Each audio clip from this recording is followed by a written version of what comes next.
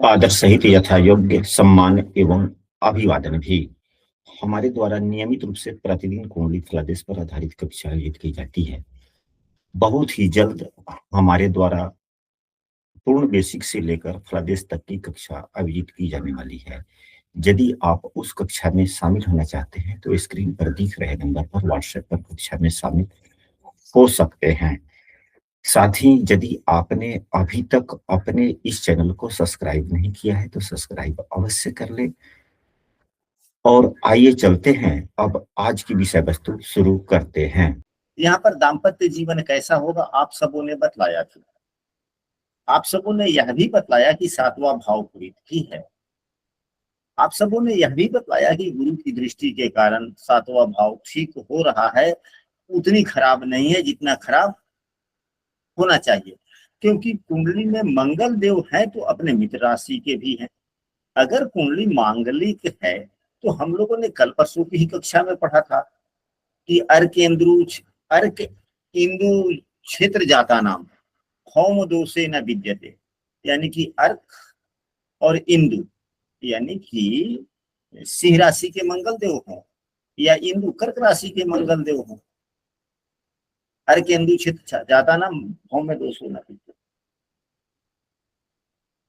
हम लोगों ने यह भी सूत्र पढ़ा है कि जस्य जीवस्य पश्यति, यानी कि यदि देव गुरु बृहस्पति मंगल को देख रहे हैं तो फिर मांगलिक दोष नहीं।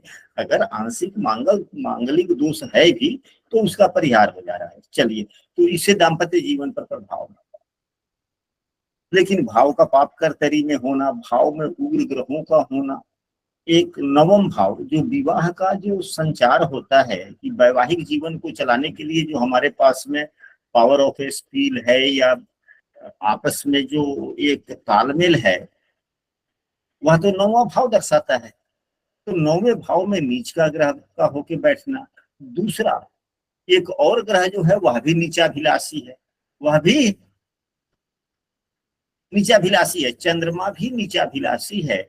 और चंद्रमा यहाँ पर बिल्कुल ही अंशात्मक मान से बिल्कुल कमजोर है, एक अंशों का है।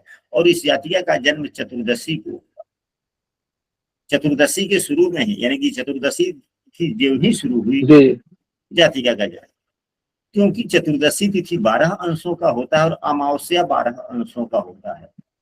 और चंद्रमा से सूर्य 24 अंश की ही दूरी पर है, 12-12-24 पर चतुर्दशी तिथि के प्रारंभिक दौर पे जन्म। तो चतुर्दशी तिथि वो भी कृष्ण पक्ष का, चतुर्दशी तिथि वो भी कृष्ण पक्ष का, तो यह भी अपने आप में एक अशुभ योग होता है, अपने आप में एक अशुभ योग होता है। हम लोगों को यह भी याद रखना चाहिए, कभी कक्षा में अब आवश्यकता पड़ी तो हम बोल देंगे कि वह कौन सा लग्न क्या है, एक मुहूर्त है। लग्न क्या है, एक मुहूर्त है कि हमारा जन्म किस समय में हुआ है, वह लग्न वह मुहूर्तों को दर्शाता है। तो केवल लग्न पर आधारित नहीं चलती, योग भी होते हैं, नक्षत्र भी होते हैं, करण भी होते हैं। तो बहुत से योग ऐसे भी होते हैं कि उन योगों में जन्म होने पर जीवन में समस्याएं आती हैं। तो अब हम लोग यहाँ पर विस्तृत रूप से नहीं जाकर हम लोगों ने यहाँ पर पाया कि कम से कम भाव में उग्र ग्रह है, उग्र ग्रह की राशि है, भाव के स्वामी नीच के हो गए, भाव के स्वामी नीच के हो गए। देव गुरु बृहस्पति हैं, ठीक है, लेकिन वो 11वें भाव के भी तो स्वामी है। 11वें भाव के स्वामी थोड़े बुरे फल भी देते हैं, लेकिन है शुभ ग्रह, उतने बुरे फल नहीं देंगे। तो ओवरऑल कुल मिला जुला करके सातवां भाव उत्तम नहीं है। अगर आप खराब नहीं कहते पूरा, तो उत्तम शुभता भी नहीं। अब वैवाहिक जीवन को बचाने का काम कौन करेगा, तो भाग्य भाव भी करेगा ना। जो नवम भाव है वह भी बचाने का काम करेगा, क्योंकि विवाह का वह स्किल भाव है। वैवाहिक जीवन के को बचाने के लिए अपने द्वारा किए गए प्रयासों का भी है। तीसरा भाव किए गए प्रयास का होता है। तो वह 7वें भाव का फलादेश करेंगे तो 9वां भाव उससे तीसरा हो गया था, अपने वैवाहिक जीवन को बचाने के लिए किए गए प्रयास का है। भाव में नीच का ग्रह है, भावेश नीच राशि का हो गया।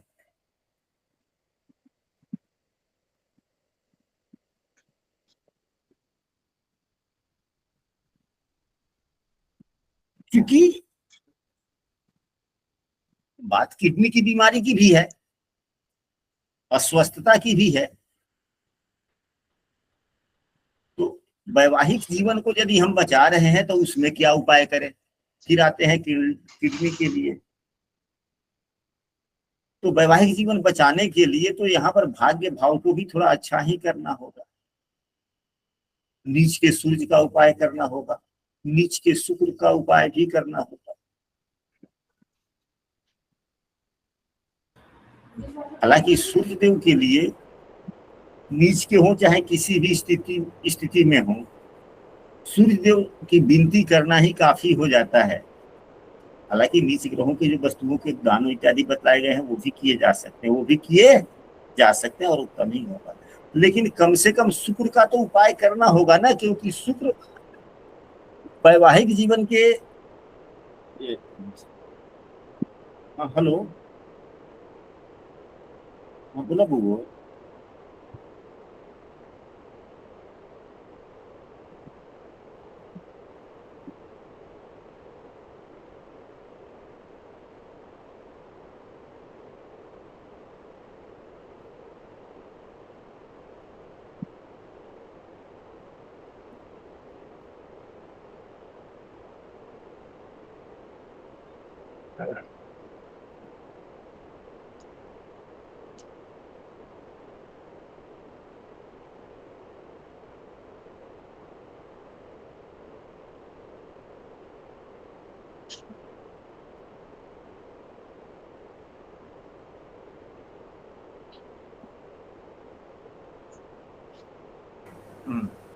तो अब यहाँ पर दाम्पत्य जीवन को बचाने के लिए प्रमुख रूप से, अगर कोई भी ग्रह जिस राशि में नीच का होता है, अगर वह राशि भी ठीक हो, उस राशि का स्वामी ठीक हो, तो नीच के ग्रहों का प्रभाव थोड़ा कम हो जाता है। अगर हम सूर्य के नीच का उपाय करते हैं तो शुक्र ठीक नहीं होंगे, लेकिन अगर शुक्र का उपाय करते हैं तो सूर्य को भी कुछ बल मिल जाता है, शुभता आ जाती है, क्योंकि तुला राशि तो ठीक होगा ना। अब सूर्य का उपाय करने पर शुक्र ठीक होगा या शुक्र का उपाय करेंगे तो सूर्य ठीक होगा? सूर्य का उपाय करेंगे गुरुजी। यह तो एक सामान्य नियम है कि आप सूर्य का उपाय करेंगे तो सभी ग्रह ठीक हो जाएंगे। यह एक सामान्य नियम है, बेसिक नियम है। चंद्रमा का उपाय करेंगे तो सूर्य को छोड़कर शेष सभी ग्रह ठीक हो जाएंगे। देवगुरु बृहस्पति का उपाय करेंगे तो सूर्य और चंद्रमा को छोड़कर सभी शेष ग्रह ठीक हो जाएंगे। यह एक बेसिक नियम है, सामान्य नियम है। लेकिन इस कुंडली के आलोक में यदि हम सूर्य का उपाय करते हैं तो क्या शुक्र ठीक होगा? क्या शुक्र का उपाय करेंगे तो सूर्य ठीक होगा? दोनों में किसका उपाय किया जाए कि दोनों को लाभ मिले? शुक्र का करना ठीक होगा गुरुजी, क्योंकि इसमें 8th हाउस भी ठीक हो जाएगा और भाग्य भाव भी सही होगा, और 4th हाउस भी ठीक हो जाएगा, जो कि उसका कर्म भाव है 7th हाउस का। वैवाहिक जीवन का कर्म भाव है, जी। वह भी ठीक होगा। यानी कि सूर्य से ज्यादा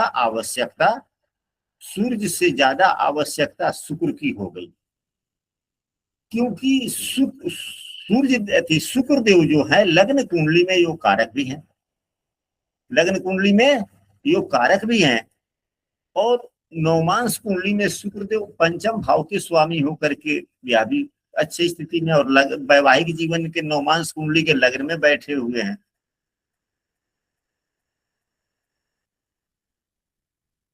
तो शुक्र की ज्यादा प्रधानता हो गई। और यदि हम लोग शुक्र का उपाय करते हैं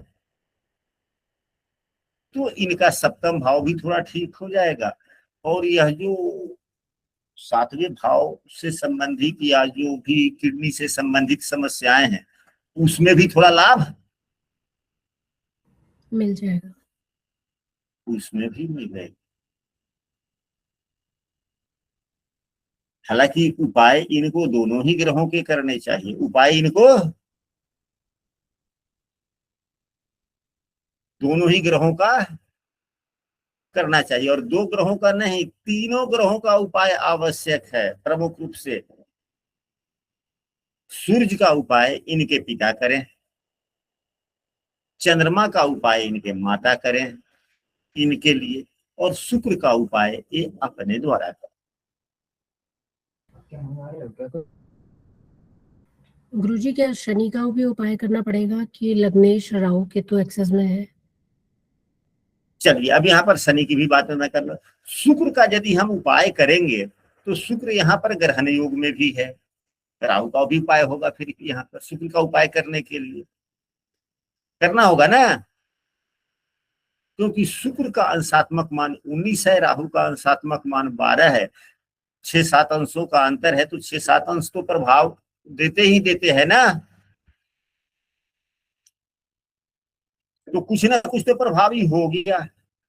तो यदि हम राहु का भी ग्रहण दोष का उपाय करते हैं तो शनि का तो दोष अपने आप समाप्त हो जाएगा, क्योंकि शनि भी तो ग्रहण योग में है।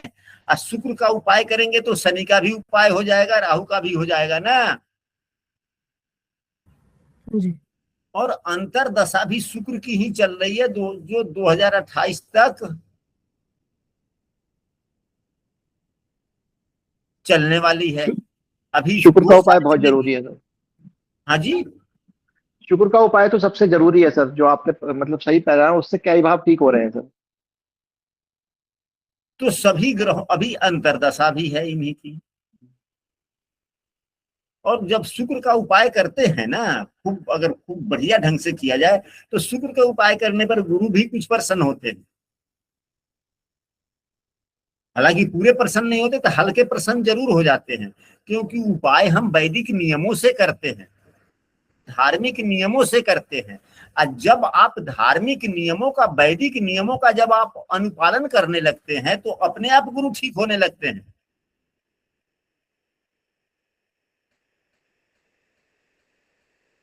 और महिलाओं के लिए तो गुरु को ठीक करना सबसे ज्यादा आसान हो जाता है कि अपनी विषम परिस्थितियों में ऐसे ढंग से प्रेम पूर्वक बात बोले कि अपने पति को अपने तरफ थोड़ा रिझा सके। तो जब पत्नी अपने पति को रिझाने वाली बात बोलेगी तो गुरु से मिन्नती हो गई, तो गुरु से जब मिन्नत हो गई तो गुरु तो वैसे ठीक हो जाएंगे ना।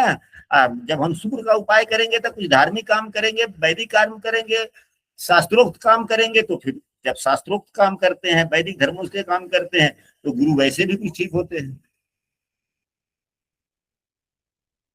महादशा गुरु की है तो महादशा स्वामी का हल्के फल्के उपाय करना ही चाहिए, तो वैसे गुरु ठीक हो गए।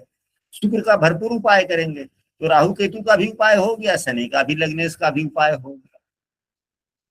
रह गया चंद्रमा क्षीण है, जो छठे भाव का स्वामी है, बार बार बीमारी को जन्म दे देता है,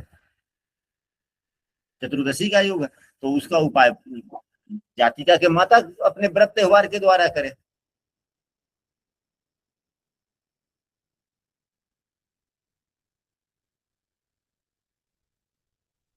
और पिता के द्वारा सूर्य का उपाय किया जाए, क्योंकि सूर्य पिता के भी कारक हैं। पिता भाव में भी बैठे हुए, गुरु भाव में भी बैठे हुए, तो अपने बच्ची के लिए कर ले। वो प्रतिदिन मंदिर में जाए, प्रतिदिन मंदिर पर अवश्य जाए, और आवश्यकता अनुसार कुछ जो सूर्य के जो वस्तुएं होती है, नहीं तो कम से कम लाल चंदन की भी एक पुड़िया लेकर के जाए, पुजारी जी को दे दे, फाड़ करके, हाँ पुजारी बाबा थोड़ा सा भगवान को भी चढ़ाइएगा, और जो भी जनता आएगा, जो भी आम आदमी आएगा, उसको थोड़ा सा आप इस चंदन को लगा दीजिए। क्या तरुण जी, सूर्य के लिए तो जी गुरु जी। नीच ग्रहों के लिए तो दान बतलाए जाते हैं। जी गुरु जी। गुरु जी, एक मेरे को एक डाउट हो रहा है कि जब भी बीमारी में 11th हाउस का संबंध आता है तो वो बीमारी को मतलब थोड़ा बढ़ाता है या लंबे समय तक खींचता है, और गुरु तो लंबा करने का कारक ही है। समझ लीजिए कि अगर बीमारी में गुरु का योगदान आ जाए तो थोड़ा सा बढ़ाएगा। तो गुरु जी मतलब मुझे लग रहा है कि गुरु का इनको रेगुलर, मतलब जैसे कि ओम गुरुवे नमः या कुछ भी है, एक बार इनको सुबह मंत्र, मतलब गुरु को इनको खुश कर रखना चाहिए, कि जिससे कि महादशानाथ जो है इनका, वो बाकी ग्रहों को कंट्रोल कर सके। मतलब बहुत बड़े उपाय नहीं चाहिए गुरु के, बस ये कि गुरु को खुश रखें जिस भी प्रकार से, या बृहस्पति गुरु को। हमने तो इसके उपाय बतला दिए है ना। मान लीजिए तो महिला की कुंडली है, जी जी तो जी। हर 2-4 दिन पर कुछ वार्तालाप ऐसे जरूर करें ताकि इनके तरफ और दूसरा गुरुजी जो आपने ये दूसरा वार्तालाप वाली बात बताई, तो जो गुरु है वो ऑब्वियसली पति मतलब कन्या की कुंडली में पति का कारक होता है गुरु। तो जब ये इस तरीके के जो आपने उपाय बताए हैं तो ऑटोमेटिकली ही पति के विचार इनके प्रति थोड़े बदलेंगे, पर इनको गुरुजी अपनी वाणी और अपना नेचर थोड़ा सा सॉफ्ट बदलना करना। बदलना। और एक चीज और गुरुजी पूछ रहा था, इनकी लव मैरिज होनी चाहिए, अपनी मर्जी नहीं। से करिए। नहीं नहीं। नहीं है लव मैरिज। अब हम इस बच्ची को खूब बढ़िया से जानते हैं, रिकॉर्डिंग बंद करते हैं और सभी हम बातें आप लोगों को बताते हैं।